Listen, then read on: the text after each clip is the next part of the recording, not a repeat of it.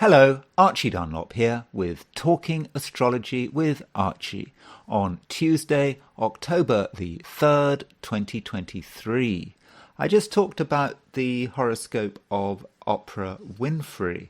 One of the reasons I talked about her was because there was some suggestion that she might be appointed as the replacement for Dianne Feinstein, who just died, and in terms of being the new California senator, because the governor of California is able to choose a replacement if someone dies or resigns between elections. Also, Meghan Markle, I think, was hoping that she might be tapped for that position. But as it happened, someone else has got the job.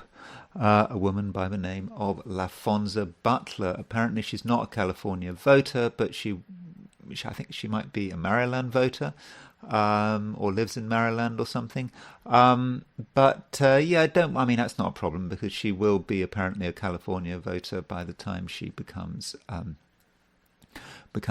senator. I'm not sure how long she'll stay as a senator, because I think that there are a lot of other people who want that job, and I think we're coming up to the primary, and I assume that Laphonza Butler will have to either fight it out with all the others who want it in the primary, or else this might just be a short-term thing. I wanted to look at her chart. I haven't even really got a picture of her. I haven't got a picture of her because it's kind of a last-minute thing, because I didn't know her birth date. I looked at Wikipedia yesterday, and it said she was born 1978 or 1979. So there it would have been, as much use looking at her chart as looking at the chart of Genghis Khan. Genghis Khan, I think we only have the year of Genghis Khan's birth. Well, we suppose we could still try to put up a chart of Genghis Khan by just looking at the outer planets. But we do have a birthday for her. She was born on May the 11th, 1979. So she is a Taurus. And she looks like an ambitious woman who does what it takes to get to the top. Whether it's working for business, whether it's working in terms of unions. That's how she was able to climb the greasy pole through union activity, getting involved with organising people. Nothing wrong with that, just pointing that out. So that's what I'm going to talk about today, Laphonza Butler. I will look at her and other charts. I think she did very well through her association with Kamala Harris. She organised support for Kamala Harris, and I think Kamala Harris may have been useful in terms of her getting to where she got to. Kamala Harris, of course, used to be a California senator. So I will be comparing her chart with Kamala Harris's chart to see if we find anything interesting. But before I do that, I want to look at today's astrology, and I also want to do an I Ching reading for today. So let's have a look. Let's see what's going on here. Okay, so that is a chart relating to Laphonza Butler. So let's go to today's chart. This is today's chart, which is. This is for Tuesday, October the 3rd, 2023. As usual, I've set this chart for noon in New York. So the moon is now in Gemini. That means we do have more flexibility. It's sort of easier to think. Variety is going to be important. But, when you've got the moon in Gemini, particularly early Gemini, you do have to consider the fact that it is close to a square of Saturn, because Saturn is at 120 Pisces. So you've got moon square Saturn. So particularly, at the beginning of the day, depending on where you are. Yes, you might have lots of ideas, you might have lots of plans, you might want to talk about stuff, but it's square Saturn, something is restricting us, so we can't fully express ourselves as much as we like. What that restriction is, of course, it depends on the circumstance. I mean, Saturn in Pisces is quite an emotional Saturn, but it's Saturn that's sort of rather muddy. It's sort of pools of mud. And I think that sort of reminds me of one of the Crowley tarot cards related is I believe related to Saturn in Pisces. Off the top of my head, I can't remember which one it is. Is it the Eight of Cups? But one of the Crowley tarot cards, it's very dark and has pools of mud, and I think that kind of links with Saturn in Pisces, and so it's getting caught on particular feelings.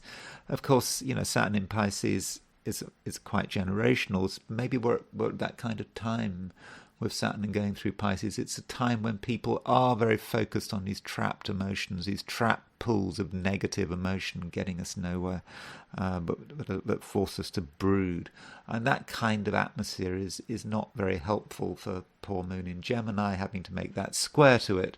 So don't brood too much, just be free, but at the same time do understand the limitations you're facing if you really want to be able to express yourself. On a more positive note, you will see that Mercury is making a trine to Pluto. As I say, Mercury-Pluto contacts can be connected with propaganda. Mercury is about communication. Pluto is about the desire to change, transform. We want to transform through our words, through our messages. And so that's what a lot of us will be trying to do.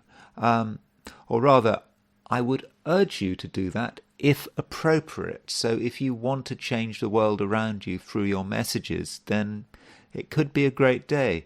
On the other hand, governments may be trying to mess with our heads, with Mercury trine Pluto, giving a particular message, which may not be correct. Mercury in Virgo is about the facts. Trine Pluto, it's about manipulation of the facts. Not necessarily lying about the facts, but manipulating the facts to serve our agenda. So, I don't know, what facts are you dealing with? What facts are you trying to manipulate? So consider that. And if someone tries to argue their case with a pile of facts, really consider what actually are they doing? Why are they doing this? So that is certainly something to consider. So that's Mercury trine Pluto. I should also point out that Mars is now really close to the South Node. It's getting really close. It'll be even closer tomorrow. So just bear that in mind. Mars conjunct South Node in Libra.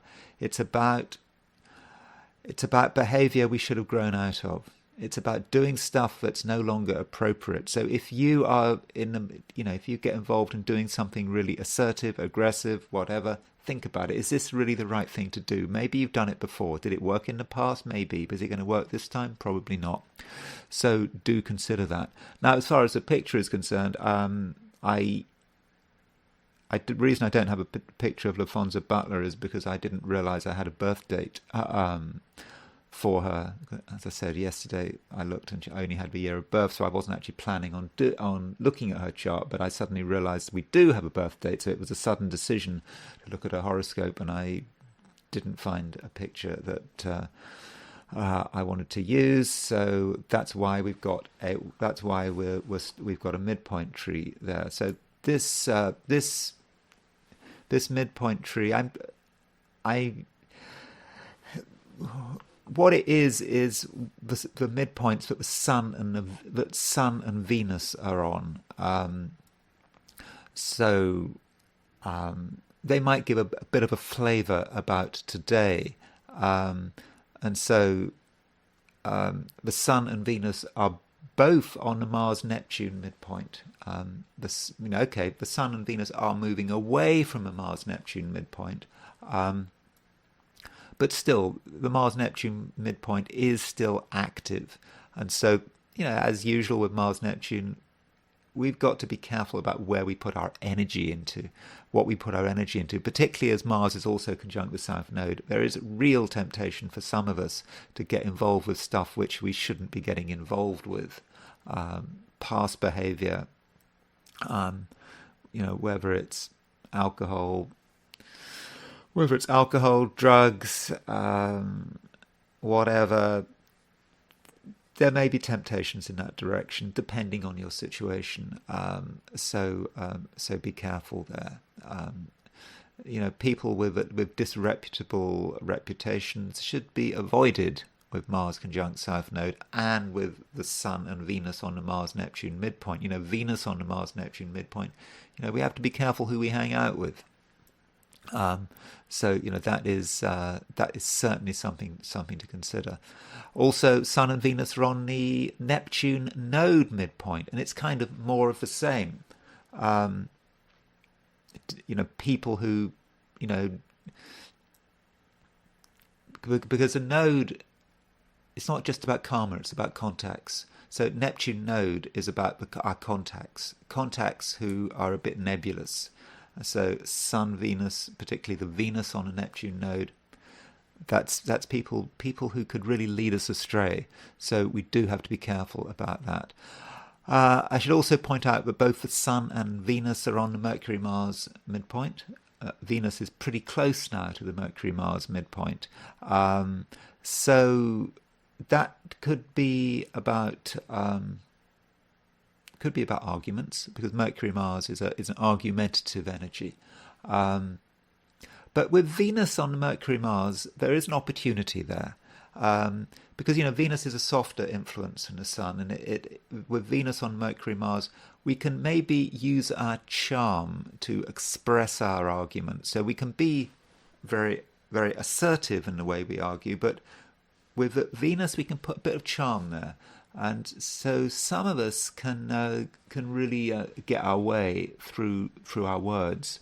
Don't be too aggressive. It's not about being overly aggressive, because the reason one is aggressive is because one wants to get stuff. One wants to achieve aims. That's what we should be focusing on. It's not how we do it.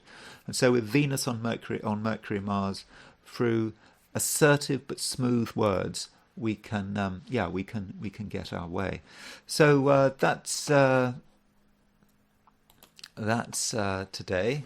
The positions of the planets today. So what I want to do now is do my forecasts for the 12 signs. So these are my forecasts for today, and today is Tuesday, October the 3rd, 2023. Aries. Don't be a hero, especially when it comes to principles and beliefs. You're capable of making a big fuss about what is right and wrong, but it might all be for nothing. And you certainly shouldn't let people upset you, because today outside opinions don't matter, and words vanish as soon as they are uttered. Taurus, you can see that the numbers don't add up, but that doesn't mean that you shouldn't actually do something. Perhaps, though, you'll assume that everything is fine, or you'll just look the other way. But if you decide to sort things out, then you'll be able to stabilize the situation very quickly. It's because you see the details that other people miss. Gemini, the moon is now in your star sign, and this makes you talkative, and you really do feel that variety is the spice of life, but you understand that there are limitations, especially in terms of your career. There are clear objectives which need to be dealt with right now, and whatever these limitations are, you have got to get round them. And your problem-solving abilities should give you the edge. Cancer. As the moon moves into Gemini, you start retreating from the fray. It just seems that dealing with other people is not worth the effort, and the people close to you are not quite as close as they used to be, at least in the short term. Yet clever Cancerians understand the importance of keeping their options open, because certain individuals can be very useful. Leo, it's easy to concentrate all your resources on one thing without considering alternatives. But today, a single-minded approach is unlikely to work. You need to be able to work on two different levels, thinking about your own and other people's needs at the same time, and also being able to deal with competing priorities. Virgo, it's not a good idea to pre-plan your day. Take every minute as it comes and be ready to make a detour, because things can crop up which might require a change of route. Also, you have to decide how to deal with irritating people who try to block your progress at every turn. Do you avoid them or do you talk to them? Libra, Mars has been in your star sign since the end of August, and you have probably been more assertive than usual, and especially since the autumnal equinox around September the 23rd. But you do have to be careful, because right now there's a danger that you throw your energies into the wrong areas, and it almost feels that you're repeating a mistake, or at least about to repeat a mistake. A bit of prayer and meditation could be useful. Scorpio, it's a day for doing things by the book and not being distracted by irrelevant events, and consider the possibility that the past is trying to pull you back. People from the past, situations from the past, and even habits from the past. But the past is not the future, and you have to be tough, both with yourself and with your friends and family. Sagittarius, it's a good idea to put yourself in another person's shoes, particularly if you don't get on with them. Try to look at yourself from an outside perspective. In this way, you can become more self-aware and better able to function in a social world. The best people in your life are the ones who can criticize you freely. Capricorn, today might be something of a grind. There are things to do, and there may be precious little appreciation, at least in the short term.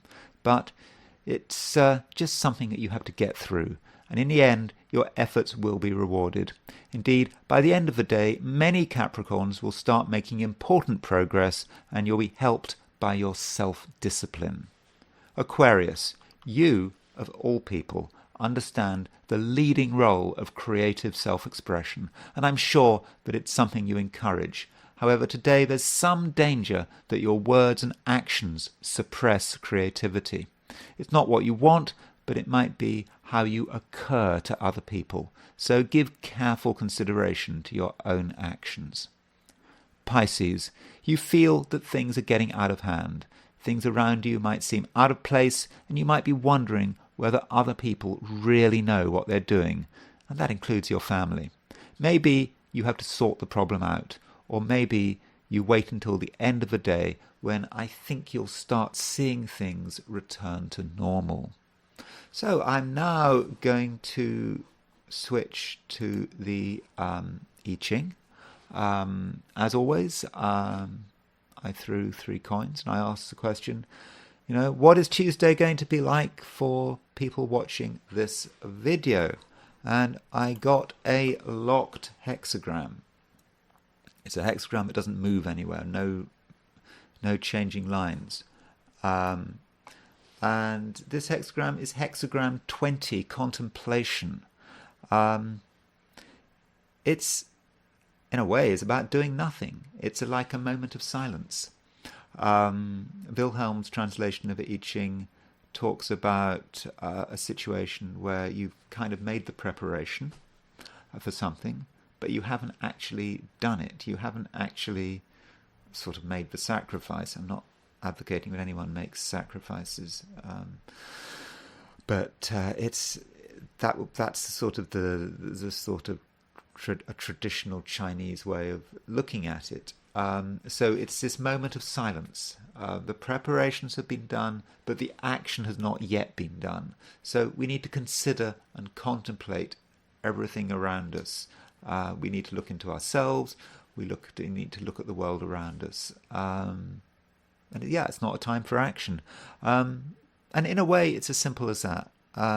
So today, I'd suggest you just do nothing, except but not nothing. Maybe, okay, do nothing in terms of not taking big initiatives, but it's about watching, contemplating. In the Wilhelm I Ching, it has contemplation, but in parentheses it has view. So you've got to look what's going on around you and sort of work out where you fit into it all. So I think it's really as simple as that, and that kind of ties with Mars conjunct the South Node. Yeah, we might be about to consider doing something, but the thing we're planning on doing right now might be something that is a behavior from the past that we probably should have grown out of. So yeah, so think it through before doing anything too drastic. So what I wanted to do now was look at the horoscope of Laphonza Butler. Sorry, I haven't got a picture of her. I'm not going to talk about her for very long. I don't really know very much about her. She may not even be very important. I just don't know. But I suppose I did talk about who's going to replace Dianne Feinstein, so I just might as well follow it through by talking about Laphonza Butler. So she, I think she made her name through union activity, but she did actually become, at one time she was Director of Public Policy and Campaigns North America for Airbnb. So she's quite happy to work for private companies if it suits her. And she is okay, so here's her horoscope. Again, I do not have a time of birth. She was born in Magnolia, Mississippi. This is her chart. She has Pluto in Libra. It is her only planet in an air sign. We're not dealing with someone who likes to play with ideas. We're not dealing with someone who is particularly flexible. I suspect we're dealing with someone who is very focused on her own opinions. Not someone you even want to bother arguing with. She's got a lot of stuff in fixed signs. Remember the fixed signs. Fixed signs don't want to move. They're stuck where they are. So the fixed signs are Aquarius, Leo, Scorpio, Taurus. So we've got Sun in Taurus, Moon in Scorpio. In other words, she was born just before a full moon. We don't know exactly when she was born, but she's certainly got the moon in Scorpio. We'll talk about that a bit later. So she's got the moon in Scorpio. She's got Uranus in Scorpio, Sun in Taurus, Mercury in Taurus, Jupiter in Leo. So in terms of the traditional planets, I don't count Uranus, Neptune and Saturn, she's got 1, 2, 3. She's got 4 of her 7 planets in fixed signs. Also, in terms of traditional planets, she's only got Saturn in Virgo. Yeah, so this woman is not flexible. She's quite clear about what she wants. She's quite clear about her priorities, and that's it. Not really my kind of person, I suppose, in that sense. I think. I suspect she's difficult. Difficult. I mean, look, she's got a Moon Uranus conjunction in Scorpio. Moon doesn't work very well in Scorpio at the best of times. When it's opposition the Sun, when she's got Moon opposition Sun, it's a dreadful moon, actually. Probably not an Avir combustor, all things being equal, the combustor if the moon was before 15 Scorpio. But yeah, so the moon is conjunct Uranus. I suspect she's someone who's capable of emotional outbursts with that moon conjunct Uranus, and really stubborn. The kind of outbursts where they just don't want to compromise. And then that moon opposition Sun. Yeah, it's a really tough moon. I wonder what kind of childhood she has. Maybe she had to fight for everything when she was a child. I don't know anything about her. And again, Mercury in Taurus. Mercury in Taurus can actually work quite well, because it's, Mercury is about how you, is about your ideas, clearly very fixed ideas, but in terms of the way she argues, she can be very systematic, clear. This is the case, this is the case, this is the case, therefore this must be the case, that kind of thing. She has a Venus-Mars conjunction in Aries. Two personal planets in Aries, clearly quite headstrong. Okay, Venus and Mars has something to do with, Venus is a planet of female sexuality, Mars is a planet of male sexuality. As I say, yes, we know she's a lesbian, but I don't know. Does a Venus-Mars conjunction in Aries? That says something about her sexuality. I don't know what it's. Well, she's clearly in her, in the right element, she's very charismatic. She must be. She knows how to network. She knows how to get people on her side, with that Venus-Mars in Aries, and she doesn't hold back. So I suppose that that kind of fits. So that's her chart. From my perspective, she doesn't look like a very nice person. I'm completely subjective about this. When I see that lack of air, when I see moon conjunct Uranus in Scorpio, that Venus-Mars conjunction in Aries, this is someone who's probably got a lot of energy and is very ambitious and is going to do what it takes to get where she wants to be. Is she going to be fantastically successful in politics? I'm sure she won't be, because I don't think this is the kind of chart of someone who's going to be very successful politically. And as we can see, the reason she got into the Senate is because she was appointed. She has not been elected to the Senate. So I'm assuming she's not going to get through the primaries. So we don't know how long she's actually going to stay in the Senate. Now, as far as her solar return, because she was born on May the 11th, 1979, just wanted to quickly look at her solar return. The solar return.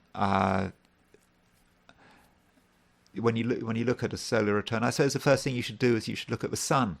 In her solar return, she's got a Sun-Uranus conjunction, and that sort of echoes the Moon-Uranus conjunction. And I suppose at the time of her solar return, it's a time when transiting Uranus was conjunct her Sun. So this was kind of shaking her up. Now, Uranus transiting conjunct your Sun is going to do things for better or for worse. In this instance, it seems to have, the fact that this transit, although it's not exact at the moment, it is baked in. It's baked in via the solar return. So we've got a surprise, something unexpected there. aside from that, solar return, okay, Mercury is making an exact trine to Saturn, so perhaps she was able to get her sort of ideas out into the open in a very clear, systematic, kind of way. Now, it's interesting that her sun. Remember, she's got the sun going back to the fact that the fact she's got these transits. She may be happy that she has got. She may be happy that she's now in the Senate, but Uranus is moving retrograde. Uranus will go back. Will transit her sun again. It goes station in a few months' time. It goes stationary direct. Off the top of my head, I think it's at 19 degrees 5 minutes Taurus. So it will be exactly on her Sun Uranus midpoint. So there is some drama there coming up for her. Maybe, I don't know. I suppose once she's in the Senate, she's going to want to stay in the Senate. But looks to me as if her tenure is not going to last very long.